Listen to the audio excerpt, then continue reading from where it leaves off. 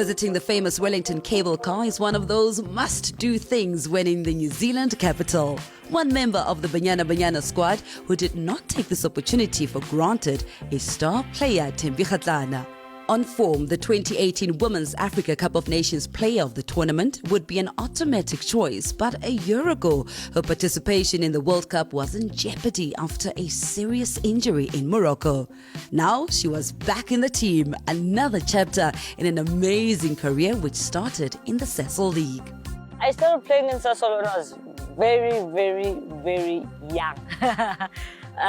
Believe it or not, I played with Christiana in Parma Ladies in a team from Motlakeng. I was the child of the team, everyone loved me, and I think I looked at them as my sisters, and I really appreciated the time I was with them. Playing in the Sasol League was one of the best times of my, football, especially when I was growing up, because there were so many opportunities for me, because that's what I knew. There was no other league, there was nothing else.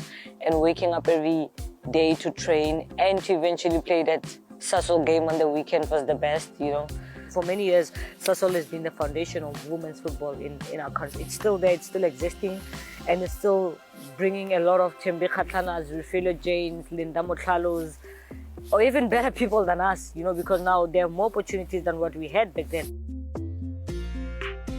I got a scholarship to go to the High Performance Center to play at HPC when I was doing my matric 2014 at HPC. So funny, I knew I wanted to go to Banyana, but I didn't know how it would happen. Vera Pa was appointed as the head coach of Banyana, and she was staying at the High Performance Center. So without knowing, she was looking at us playing there, and then the team manager of Banyana Banyana back then, Leafy, called the headmaster because Vera wanted me in camp. I was so excited, I wanted to tell my friends, but because you're in school and they were in class, I just had to take my bags, leave. And I think the first person I saw was Simpiwe. She was my coach in HPC, and she was also taking care of me from leaving Pretoria to go to Johannesburg to join the camp. And for me, that was like the best call-up I could have ever received. I'm even emotional, oh my God. Yeah, it was lovely. The Thembi Kgatlana Foundation was founded in 2016. Just after I came back from the Olympics, it was an inspiration because when I went to Brazil, I saw Brazil and South Africa of how much potential it has, but how majority of the youth never get those opportunities. So through my foundation, I wanted to bring opportunities to people because not everyone will get a chance to look for an opportunity. So what I wanted to do is to close the gap so that kids don't feel like I cannot do this or I do not have the means to do this, but we bring opportunities. We bring the coaches to the place so kids can say, actually, it's possible. I can do that because it is here. France was amazing. Leading up to that goal, I was very happy, and I didn't know I would score the goal, but I know that the goal was coming because before that I kept on attacking, and I did so much of my homework to study the Spanish defense in relation to the goalkeeper. And I think when that moment came, I knew I'm gonna take it. Either I take the shot or I don't, and it went in, and I scored my first World Cup goal for South Africa. Just after scoring that goal, I think a lot of teams started paying more attention to me. It was not only the goal, but the game and the tournament I had actually made people aware of the player that I am and what I can do, and it just opened many doors for me.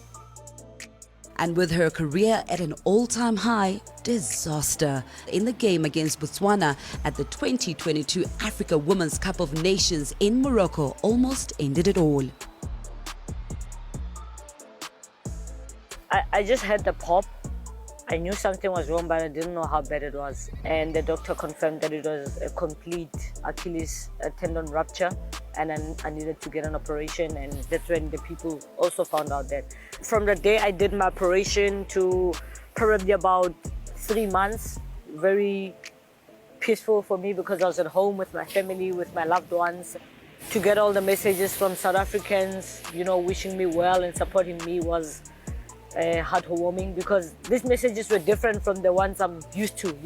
Good luck, go kill it. It was a different kind of message. So for me, that was heartwarming. And to have my family and friends around me, to show that I'm also loved and cared for. I think that first 3 months was very crucial in making sure that I focus and come back, and to have the support of racing as a team to say, hey, even though you are injured, we're going to wait for you a year later in New Zealand. And I'm very happy. Women's football over the years has grown so much, so you can't say, oh, definitely this team and that team will go through. No, it's whoever who wants to win on the day. And I think that's what is going to be key for us. How much do we want to win? How much do we want to go through? And how much will that mean for us in our careers?